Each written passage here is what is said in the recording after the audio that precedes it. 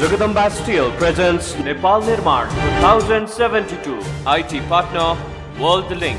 Banking partner Rashtriya Vanijya Bank. Insurance partner National Insurance. Airline partner Etihad Airways.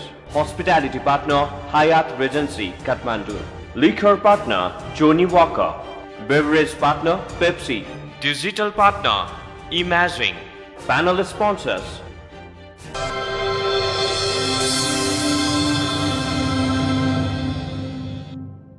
नमस्कार, स्वागत छ कार्यक्रम नेपाल निर्माण 2072 मा। दर्शकवृन्द, यही जुलाई 23 र 24 तारिक हिमालय इभेन्ट्स नेपाल निर्माण सम्मेलन सफलतापूर्वक सम्पन्न भएको छ। सम्मेलन जगदम्बा स्टिलको सहकार्यमा हयात होटलमा गरिएको थियो।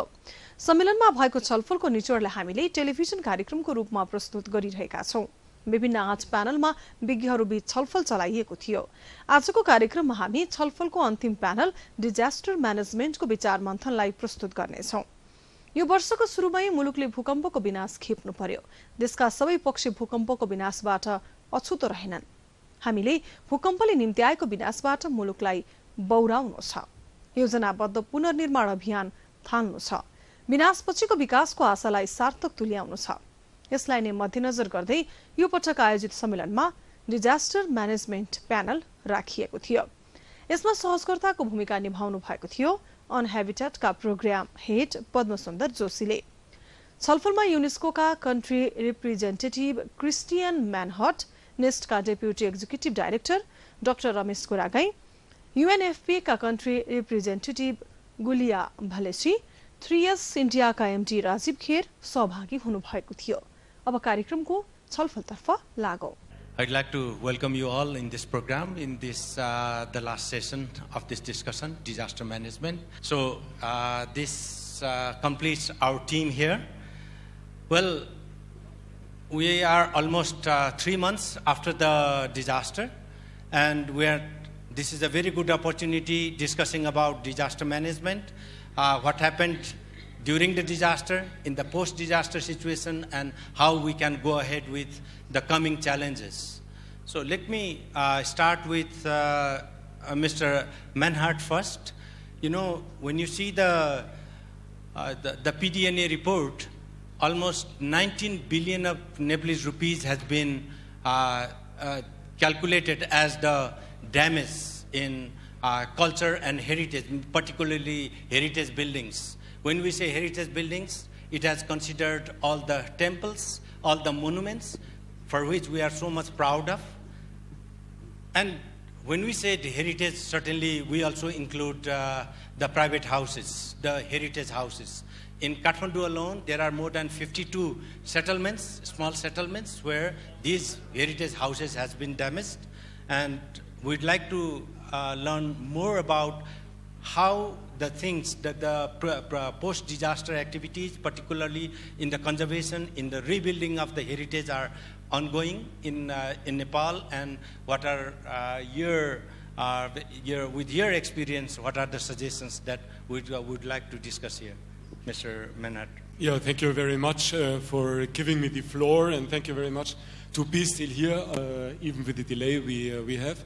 I think the damage to the heritage monuments is really dramatic, even more than to normal private houses, and we are analyzing the reasons for that. We did an assessment of the damage together with the Department of Archaeology, and we are now in the process of emergency consolidation of monuments which are still standing but really at risk of falling down, like, for example, the small Shantipur temple in Swayambhu, or the Hanumantoka Museum, or others. And also what we are doing now is the planning for the future reconstruction and fundraising for these monuments. Yeah, when we talk about heritage, and it's very well also, the donors are also there to support us. And there are many donors are coming in to support, to construct, rebuild heritage. But if you go to the communities, what I see and what you can learn, that many communities are also interested in rebuilding the heritage, whether it is a monument, it's a shrine, it's a temple. But the challenge is how to bring these people together along with the donors, and how to build as a team to rebuild these monuments. What you see, what could be the better solutions for that kind of things? I think here in Nepal, the local communities are really very strong. And I was at Patan, Durbar Square, 1 hour after the earthquake, and the local communities were already there, not only saving lives, but also taking out the statues, taking out the bricks and the carved wooden beams, and bringing them in security. And they were amazingly well organized up from the beginning. And we saw this on many heritage sites. And they really protect the heritage sites even after the earthquake here in Nepal. We work with many of these local communities. It's not always easy to bring them together, even working together on the same sites or bringing them together with the donors. But I think this is really here in Nepal the key to the success of the rehabilitation of the cultural monuments, to work with the local communities. Yeah, one of the big challenges that is being discussed here is to rebuild the monuments, particularly the heritage buildings, is the availability of the artisans, the skilled human resource. Is there any plan of UNESCO in supporting there, or any suggestions in that respect? So I'm rather optimistic about the possibilities of rebuilding most of the heritage monuments, because as you said, here in Nepal we are lucky to have still the craftsmen, the artisans, who can work today as 300 years before, so they can restore the sculptures or the carved wooden beams. They are also really capable in doing the monuments as originally, and also we have very good documentation of the monuments. So since 40 years, archaeologists and architects were working on the monuments, were drawing them. We have a lot of photographs even before the 1934 earthquake, and therefore I'm rather confident that we can rebuild. And we also have many of the architectural features which are almost not destroyed, like statues, carved wooden beams, lintels, cornerstones, which we can reuse.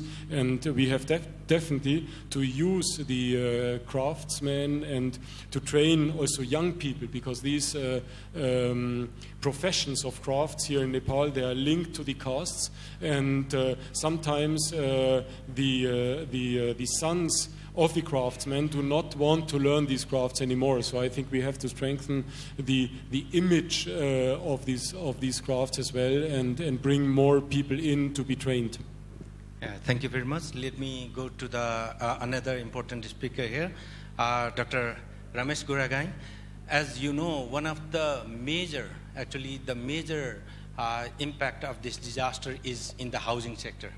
And in the housing sector, particularly, there are that has been discussed in other forums also, that more than 500,000 houses has been collapsed, and almost 300,000 houses are partially damaged. So there is a Herculean task to rebuild it. How you see, how can this be possible, and how long will it take? Can you just frame it in how you see in this? Because with your experience working in Pakistan, in other disaster situations, can you highlight a little bit more on that? Thank you very much. Thanks to Himalaya Television, and thanks to PSG sir also. Yes, the task is huge, and then it's mainly for building the houses. Before going to this question, I would like to share the most important lesson that we learned from this earthquake. In many cases, many of us, when we draw the lessons, it's based on our interaction with the people who survived the disaster. And in that case, we always come to the conclusion that we have to prepare water, food, tent, even helicopters and others. But if we would have been able to talk to the people who got killed, 99% or even more from this earthquake was from the collapse of the buildings. So there is no any other way to really safeguard the people in future also. And this was our main thrust of making the buildings and infrastructure safe. And we have to listen the people who got killed. Otherwise, we'll miss the main lesson from this earthquake also. For your question, based on our experience, mainly in Pakistan, in the similar situation of the rural context, where the majority of the buildings collapsed were in the rural areas, and based on our Nepalese heart, we feel that we can complete this by 3 years or 4 years. Even we don't take 5 years, especially for reconstructing rural houses. It's independent of the support that the government give or not give. Whatever the materials, the technology we have, we'll do that. That's what the Nepalese, the style. And then we are proud of that also. Even in the adverse situation, we can do. So in short, what I can say is the time frame is three years, let's say. But we have to understand our context, not only in the rural areas, but even in the urban, even in the cities, how we construct our buildings is mainly the owner-driven. It's me who construct my house, even in the urban context. The rural is even more. So we have to target for this construction mechanism and the system that we have. And then for that case, if I am the one who construct, I must have all the information beforehand, before I start reconstructing. That is the most important challenge we have to. Okay, certainly there's a big challenge here. But in the meantime, we are also talking about always building back better. So building back better is very nicely said. Can you elaborate a little bit, what are the main characteristics when we say building back better? So what the people need to understand, and what are the features that need to be incorporated in the new building that is going to be reconstructed? There are many simplified methods. I mean, even in the tables there, I found that the Jagadamba already reproduced some of our information. There are 5 points or the 10 points of the earthquake safety for different types of the buildings. The technology, how we can make them safer is not a big deal. The most important thing is how we get that information to the people is the most difficult challenge. The challenge is not the technology, sir. The challenge is how we reach there. And then that's why, how we get the information to people, how we train the next, how we train the workers, how we train even the homeowners to build that, to understand that 5 or 10 points is the most difficult challenge, and we have to focus on that one. Yes, certainly we need to focus on those issues, but one of the things that if you go to the villages, even if you go around Kathmandu Valley, what you see is these brick buildings are relatively poor. These are not good to sustain the earthquake, and we have to go for concrete buildings. And that is the thing what we mean building back better for many people. What do you think? Yes, because again, if we are not reached with the people with the right information, we have to learn from whatever we saw. And what they saw now is the buildings that are built with the concrete survived. So it's very, very genuine to learn that lesson. But in next, once those concrete buildings also got collapsed, then people realize that only concrete will not solve the problem. So what I would like to say is, even with the stone in mud, it's possible to make the buildings earthquake resistant. And even with the concrete, it's impossible if we don't consider the earthquake safety to have them earthquake resistant. यहाँहरु सबै जसले television हेरिरहनु भएको छ यहाँहरुलाई फेरि भन्न चाहन्छु जस्तो सुकै मेटेरियल प्रयोग गरेर पनि भूकम्प प्रतिरोधी बनाउन सकिन्छ त्यो कसरी बनाउने भन्ने कुरा जान्ने र त्यो पनि एकदमै कम्प्लेक्स गाह्रो कुरा छैन, सजिला केही मात्रै कुराहरू सिकेर बुझेर मात्र बनाइयो भनेदेखि भूकम्प प्रतिरोधी घर बनाउन सकिन्छ। यो कुरा यहाँहरू सबैले विचार गर्नुहोस्। मलाई त्यसमा अलिकति थप्न पनि मन लाग्यो। काठमाडौँको दुईटा केस चाहिँ हामीले हेरेका थियौँ। बुङमतीमा 851वटा घरहरू ढलेका थिए। त्यो 851वटा घरहरू ढल्दाखेरि जम्मा 4 जना मान्छे त्यसमा हताहत भए, बित्नुभयो। र त्यही समयमा त्यही भुइँचालोले यो शोभा भगवतीमा एउटा कन्क्रिटको घर ढालेको थियो। त्यो कन्क्रिटको घर ढल्दाखेरि त्यहाँ 47 जना मान्छेहरू मरे। बुङमतीमा मान्छेहरू घरभन्दा बाहिर थिएनन्, घरभित्रै थिए, तर पनि त्यो माटाका इँटाका घरहरू हुँदाखेरि मान्छेले औँलाले खोस्रेर पनि मान्छेहरू निकाल्न सक्ने सम्भावना भयो। जबकि त्यो शोभा भगवतीको घर चाहिँ त्यसलाई हप्तौँसम्म लाग्यो कि त्यहाँ भित्रबाट लास निकाल्नुको लागि पनि गाह्रो भएको थियो। त्यसैले के देखाउँछ भने कन्क्रिट हुँदैमा बलियो हुन्छ र बलियो हुँदैमा त्यो चाहिँ हामी सुरक्षित हुन्छौँ भन्ने कुरो होइन रहेछ। त्यसले यो पक्षलाई चाहिँ अलिकति उजागर गर्नुपर्छ जस्तो लागेर मैले यो कुरालाई अलिकति अगाडि बढाउन खोजेको हो। र let me still come to one more question to you, that all those things that we are discussing now in terms of housing are more focused to rural housing, and that is quite fair enough, because more than 70% of the houses, the damages are there in the rural area. But in the urban area, we are forgetting the urban area as well. There are 30% at least, the houses are there in urban area. And in that context, we also discuss about this, when we talk about building back better, we talk about these building codes, enforcement of building codes. Now, slowly, gradually, it looks like we start forgetting those building codes, and there are new constructions are happening. What you see, how we can go with the building code, what are the possibilities, what need to be done by the municipalities or the government.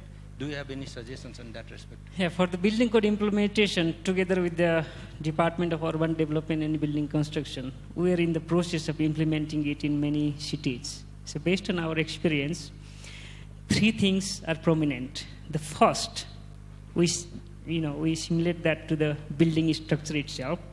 As a foundation, the awareness. Unless the people know that I have to construct my building safe, in our context, to the countries similar to ours, it's impossible only through control. The second is to have the capacity. If I know how to do, for example, we were raising awareness to retrofit the buildings, but if we don't develop the capacity, who will assist people to do that? It's impossible again. So it's a matter of training of different level of the people to develop the capacity. That's the second one. And only third one, it comes as the mechanism, as a system from the government to control and to have that regulatory mechanism over there. One more point, especially in the urban areas, for the high-rise or other complex structures, engineered buildings, a system of peer review or some sort of the third-party assurance is also very critical and important. Though it's not the prime is to have those 3 facts, the awareness, the capacity, and the system. ब्रेकपछि पुनः स्वागत छ कार्यक्रम नेपाल निर्माण 2072 मा।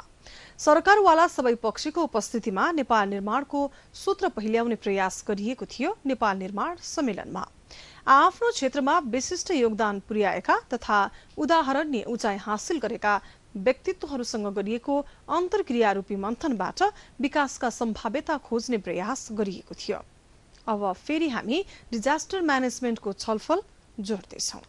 Let me again continue our discussion with Ms. Julia. This year on July 11, we all celebrated World Population Day. And fortunately, the theme of this World Population Day this year is vulnerable population in emergencies. Now, that exactly suits the context of Nepal. Just after the earthquake, just after the disaster, we are talking about vulnerable population. Can you elaborate a little bit what is this vulnerable population means and how UNFPA is looking into this disaster from that vulnerable, supporting to the vulnerable population? Thank you, Padma, and thank you also to Himalaya TV for inviting me for this important event. Absolutely, the theme of this year was vulnerable population in emergencies, and we know that women and girls are the most vulnerable in an emergency because their special needs are often overlooked. And in fact, we have launched a campaign that really captures the essence of that I will try to say in Nepali. Bipadma parda jahile, mahila ko mariada pahile. And that's really what matters. In an emergency, no matter where you are, women's needs, their dignity is so important. We know that during an emergency, violence increases, particularly sexual violence. And these are very difficult subjects that people don't like to talk about. We know that women still get pregnant. We know that women still give birth. And very often when you have an emergency, when the health services are disrupted, women are more likely to die because of complications linked to reproductive health, morbidities increase, etc. The Ministry of Health has done a fantastic job at restoring the health services, but again, in the meantime, what do you do? So it's so important to take care of the women and girls because we have seen in Nepal number of violence increasing, huge needs for psychosocial support due to the trauma. We've heard of a lot of women wanting to seeking an abortion because they were afraid of their fetus, a lot of early miscarriages, but also women delivering prematurely. And again, unless you really take care of women and girls, they'll be affected for the rest of their lives. So food, water, sanitation, very, very important. Infrastructure, everybody's talking about infrastructure, of course, very, very important. But let's not overlook the special needs of women and girls. That's why vulnerabilities are so important, and we really want to emphasize that. And we will continue working alongside the government to try and prevent and also address particularly gender-based violence, which again increases. It was already a big problem in Nepal before, but after an emergency, of course, it's a chance that is going to increase. And with that comes trafficking, child marriage, and so many other forms of violence. Thank you for highlighting that. Certainly this protection issue is so important. When we see in a family, we see a family as one, but still we do have to consider the members of the family differently. Little bit going outside of that vulnerable population, when you see from the population perspective in the disasters, normally in the urban areas, after the disaster, a lot of influx of the migrating populations you can see. So how you see how we manage the population in the cities, the migration, and particularly in the disaster context. The slum population is increasing, and all sort of those issues would come. With your experience, can you elaborate a little bit on this population migration and these dynamics?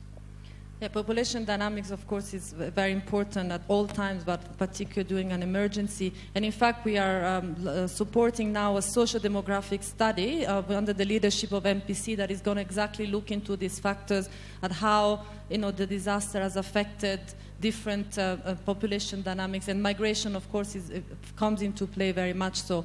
One way, when you have displaced population and people moving around, one of the responses that we have provided is setting up female-friendly spaces. These are spaces where women can come and then feel safe, get psychosocial support, get protection, get information on what to do in case of violence and how to prevent violence. So I think it's very important whether you have a camp that has been set up, and we know there's been, I think, 16 camps in Kathmandu alone of displaced people, is to really ensure that you provide still basic services and those like spaces where particularly women and girls who, as I said, are most vulnerable can come and feel safe. And so, and I've seen, for example, even in Tunikel, how the army has done a fantastic job at really managing the camp. But again, they were highlighting how women sometimes don't feel safe. I even heard women saying that they were not eating in the evening because they didn't want to go to the bathroom at night because of fear of being raped or being violated. So again, importance of safety no matter what. And with migration, of course, the problem gets even worse.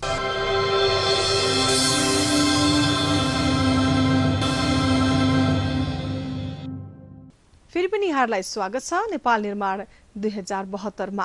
भूकम्पले निम्त्याएको विनाश र वियोगका कारण हामी सबै आहतमा छौं। विनाशको अत्यास लाग्दो क्षणबाट विकासको आशा लाग्दो यात्रा तय नगरी हुँदैन।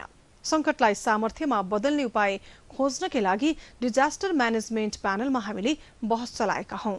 समसामयिक विषयमा आधारित डिजास्टर म्यानेजमेन्टको छलफललाई फेरि प्रस्तुत गर्दैछौं। Now I move to our another important speaker today here, Mr. Rajiv Kher. Mr. Kher, when you see sanitation, the PDNA report says that 2.1 billion Nepalese rupees has been lost or damaged during during this disaster. And if you say about water, that is the water systems is more than 9 billion Nepalese rupees. But if I see from UN Habitat side, we are working in several districts in sanitation. Like for example, in Sindhupalchok, we were about to complete the sanitation campaign. Like there was the toilet coverage, or what we say in Nepali, the Khula Disamukta Kshetra, the open defecation free area. The district was about to be declared. It was 99% already completed, and they are trying to find out the date to declare ODF in Sindhupalchok. And similar was the case in Dolka, where 98% was the coverage. Now, after the disaster, in Dolka it is around 12%, and is in Sindhupalchok it is around 20% toilets are there. The sanitation coverage is there. So with your experiences, how do you suggest how we go with this sanitation coverage again in the post-disaster situation? Thank you, Mr. Joshi, and thank you, Himalaya TV, for inviting me over. I think the 2 points that were discussed by Julia, one of them being women's safety, and the second was the building codes that we discussed. I think when we're thinking about rebuilding and we're thinking about providing sanitation to people, along with building codes and women's safety, what's also important is educating people about the type of sanitation. And when I say type of sanitation, I would mean the quality and standards need to be developed for providing a toilet. So it's not like you need to provide very high-end toilets, but they must have a certain standard so that problems of women's safety is taken care of. Also, in places like rural and urban areas, the type of sanitation provided has to be slightly different. There's no one size that fits all. So we have to look at different kinds of sanitation, kind of toilets, and also the fecal sludge management. Because fecal sludge management is a big area of concern in urban as well as rural areas. And it is the cause of most diseases. There are multiple ways that you can address it, whether it's a sludge drying bed, or it could be a sewage treatment plant, a dewat system, a biodigester. I think there's a strong correlation that between the waste management and the amount of diseases that would be spreading in a certain area. So my suggestion would be that one of the suggestions would be at a rural level, I think, to educate people first of all to start using toilets again. Have a standard developed by creating some kind of policy with the government.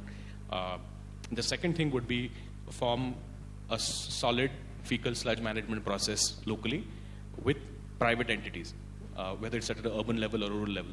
I think sanitation needs to be addressed as an industry and not just as something to be done. I think it's high time we realize that it's as important as anything. In fact, water and sanitation go hand in hand. And we need to provide good quality sanitation, which I feel is extremely essential to people. And I think the only way forward is if we have standards and we have private operators in place to manage, let's say, the toilets, the waste management systems. It can be a profitable business. I mean, I come from a background where we run a profitable entity from sanitation. And world over, if you go to the United States or you go to Germany, they have phenomenal systems that are created, and especially for disaster. It's like I was telling somebody earlier, why do you have a fire department when most of the times they have no work? You have a fire department because if there is a fire, they are pressed into action.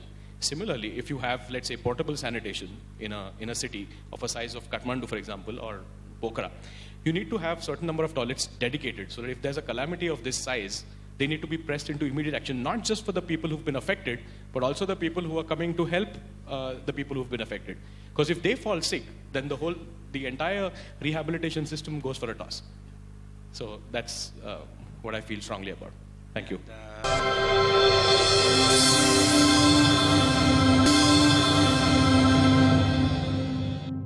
ब्रेकपछि पुनः स्वागत छ दर्शकवृन्द नेपाल निर्माण 2072 मा Combating Killer Quake Roadmap to Reconstruction, Revival and Development after the Earthquake in the New Fiscal Year का रूपमा हामीले yes वर्षको सम्मेलनलाई परिभाषित गरेका छौं। विनाशपछिको विकासलाई सार्थक बनाउन पनि डिजास्टर म्यानेजमेन्ट प्यानलको छलफल र त्यसको निचोडलाई निकै महत्त्वका साथ हेरिएको छ। अब फेरि प्यानल डिस्कसनमै केन्द्रित हौं। I think the private sector, particularly sanitation industry, is so much important if we think about coverage of the sanitation all over the country. When we talk about sanitation and when we talk about post-disaster, one of the challenge of waste management is there, that is the debris management. What is your take on that? The debris management, yes, particularly particularly after the destruction of those houses, the demolition of the houses. Debris are one of the big challenges to the cities or even in the rural areas. There are many people, they reuse it, recycle it, but still the waste is there. So I think so debris management is not my field of study, very honestly. But we've had similar situations in parts of India and other parts of the world where we've addressed this issue as well. But I think what they've done in most places is landfill, and places where you have low-lying areas, they fill them up in order to not let stagnant water sort of gather. So one of the areas that can be addressed is avoid stagnant water, because that could be an area of concern for mosquitoes and larvae and stuff like that. So yes, landfill is one of the areas that we could think about. But like I said, I'm not an expert in debris, so maybe somebody else can take up that. Thank you so much. Let me again move to Manhart. Mr. Manhart, when we say the construction of these monuments, we talk about heritage, and most of the time we limit ourselves to built heritage. How about intangible heritage? For example, we are going to have our Gai Jatra festival in about less than a month's period. So people has to celebrate that festival, and these debris are there. How you link this intangible heritage with this tangible heritage? I think basically the intangible heritage in Nepal has very strong link to the tangible heritage, so to the monuments and to the temples that the people, they go to pray to their temples, that there are the festivals, as you mentioned, all the ceremonies. And if the temple is not there anymore, but the people are at risk also of losing their intangible heritage. So I think it's very important, therefore, to rebuild the tangible heritage. And at the PDNA exercise, the post-disaster needs assessment, which we did together with the government and the other donor agencies, the intangible heritage was an important part. So we also tried to evaluate the loss of intangible heritage. It's also the loss of income, for example, for the priests of the merchants which are around the temple. So all this came into our assessment. If I may come back to one of the points which were discussed before, it's the building codes. It's a very important point, because we saw that for the historical monuments, for example, the building codes were maybe not adequate, because they are very strict, and they prescribe that there should be only traditional techniques and traditional materials used. And we have now a big discussion with experts and also with the Nepali government.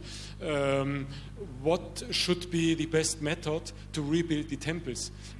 Because, of course, we do not want to rebuild the temples in concrete and then just paste old-looking facades on them. So we must find good methods, and we have experts from Japan and from Italy and from Germany who help us with this. And our proposal is also to revise the building codes, at least for heritage monuments. Thank you. I think that is a very important point, because the rebuilding is so important, and we certainly need those expertise from all over the world. But we also have those expertise in the country also. For example, if you see the 55 windows palace in Bhaktapur was actually rebuilt with the Nepalese experts, Nepalese technicians, and we really do have that expertise in country also, and we certainly need those expertise from outside. Thank you very much for that point. Let me again go to Dr. Guragai. When we talk about these rebuilding, in the previous discussion also that point came out. We need many trained masons. There's a calculation that we immediately need around 50,000 trained masons. How you see that, and how can we come up with those trained masons who can go for build back better? With those earthquake resistance technology is being trained to them, and they can come up with that building. I share in Pakistan within the 2 years period of time, we calculated and we found that we trained more than 100,000 people ultimately. Ancient, I mean it's a coincidence, it was Ancient and UN Habitat together. We developed only 74 master trainers, and then they developed more trainers, and then they provided the training. And ultimately we found that within 6 months about 100,000 people trained. In our case, what we are discussing and wish that at the central level there has to be a standards, the curricula, the guidelines approved by the government, and then those are decentralized at the local level to the districts, considering the transportation even to the sub-district, and ultimately to the VDC's level. The new one, so one craft person can train 4, 5, 6. Only by that way we can meet the large number of the masons that is required. But it has to be linked with the compliance. It has to be linked with the cash that we transfer. There is a successful case from Pakistan that if the people construct good up to foundation, then give some amount of money. If we don't have that, it's very difficult to control. Trust us that there are cases of the failure also. And then if we have that system, and then if we reach to the people with the information, we trained a lot of the construction workers, and then link that with the compliance check, then we can ensure that whatever we build will be safer and better. Yeah, thank you very much for that. And let me go to Ms. Velasi first. Again, when I see the UNFPA, the population fund, immediately one issue always comes, that is what we call population dividend. So the country being young and more working hands in the country, we do have that benefit at this point of time. But how you see that in this rebuilding of the country after the disaster, the utilization of this population dividend? Yes, the demographic dividend actually, Nepal is going through a demographic transition where the bulk of its population is young. And I think if you look at other countries' experience, how they have been able to reap the benefit of this demographic dividend is by investing in their young population, in their health, in their education, in their employment. They've really been able to reap a lot of these benefits. And I have to say in Nepal, and everybody is saying that the youth have played such a key role in volunteering, rebuilding. They've done a fantastic job, and I think they really need to be applauded, and they really need to be encouraged to do more. So I think Nepal, if the country will invest in its young population, particularly in its education and health, it can really also reap this benefit, because we know that about 59% of the population is in the productive age. So so it's very important, definitely, to continue investing. I think Yuvama Lagani Garaun, you say in Nepali. So very important investing in young people. Absolutely. Yeah, let me go to to Mr. Kher again, and this time I'd like to know a little bit more on this, what you are trying to promote in India, the portable sanitation services, and do you see that kind of services that is appropriate in the context of post-disaster here in Nepal? So what's your take on that? Yeah. So before I address that, I'd just like to quickly mention 2 points. Right. Please. One is that the behavioral aspect of things is extremely important. So first, let me put it very bluntly. Let's start talking shit on the dining table. Okay? Because if you don't talk shit on the dining table, we're always going to push it under the table, under the carpet. So I would encourage, first, behaviorally, people should start openly talking about sanitation, toilet, potty, whatever you call it. The second thing is, together with that, address the issue of women's safety and particularly menstrual hygiene. I think that's a big area of concern, and I think we need to start talking about it on the dining table as well, because these are two big issues that are faced with, and the issue of women's safety combined with this, I won't call it a taboo, but something which we don't discuss normally. And the second thing is that totally from a commercial angle, I think what we need to talk about is that, one, as I said, standardization and quality. Along with that, let the government have some fiscal incentives for bringing in, let's say, an industry, or bringing in a whole culture about revolutionizing sanitation. And the third thing is, coming back to your subject about portable sanitation in India. I think this is a revolutionary concept. It's extremely successful in Europe. And I think Julia and Christian would be able to throw more light on it. I mean, whenever there's a calamity, you would see thousands of toilets lined up. There are trucks, specifically vacuum trucks, that would come evacuate the waste and take them to a treatment plant. Now, that is the safest form of disposal. It's tried and tested, and these toilets are easy to mobilize. They can be quickly used at various camps, refugee sites, whatever it is. Now, in India, it's been successful, and I don't see any reason why it can't be successful here. What we again need to do is that we need to look at having a fecal sludge management process in place. So all this waste that you collect needs to go to a central location which is safe. Otherwise, the valley would be full of shit. You don't want to do that. So you need to have a treatment plant, whether it's a sewage treatment plant in the urban area, or, like I said, it could be a duckweed system in a rural area. It could be even a dewatch system or a biodigester. I mean, again, biodigester is renewable energy. I mean, I think it's a big area, especially for a reconstructing nation in Nepal. We should think about renewable energy, and bio-waste can be a phenomenal form of renewable energy, especially for villages, along with food waste, sewage, which could probably light up the entire village, or provide food, provide the gas for the entire village for food. So I think sustainable sanitation is a way to go, and I think portable sanitation in the urban areas, as well as a sustainable form of sanitation in the rural areas, could be a great solution to resolving the problems in totality. Yeah, thank you very much for this sustainable solutions in sanitation. And with this, I would like to thank for these very informative talks that you provided, all for the participants here. Particularly, we discussed about the cultural heritage for which Nepal is so proud of. We talked about the protection issues, so much important in our families, in our communities. And also we talked about the reconstruction of these houses and building back better. And of course, not the least and more important is the sanitation. That is our pride. That is what we discussed. I'd like to close with this all, thanking you all who has given all your good thoughts here. Thank you so much. दर्शकवृन्द, Nepal निर्माण 2072 मा निजी तथा सरकारी क्षेत्रका प्रबुद्ध व्यक्ति र निकायको सहभागितामा विभिन्न 8वटा प्यानलमा छलफल गरिएको थियो।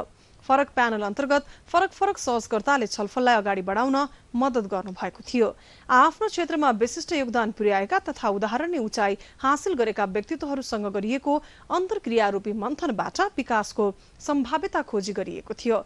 Ambassadors panel, INGOs panel, Tourism Panel, Entertainment Medias Panel, Disaster Management Panel, Human Development Panel, MNCs and FDI Panel, र Nepal Inc and Infrastructures Panel बनाई सरकारवाला सबै पक्षको उपस्थितिमा नेपाल निर्माणको सूत्र पहिल्याउने प्रयास गरिएको थियो। सम्मेलनमा प्रस्तुत विचार र सामग्रीलाई पुस्तकका रूपमा प्रकाशित गरी सरकारवाला निकाय, व्यक्ति र देशवासीसम्म पनि पुर्याउनेछौं।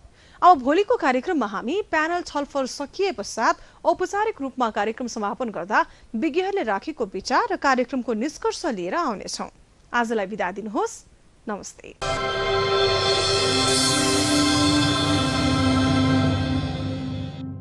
Jagadamba Steel presents Nepal Nirman 2072. IT partner World Link.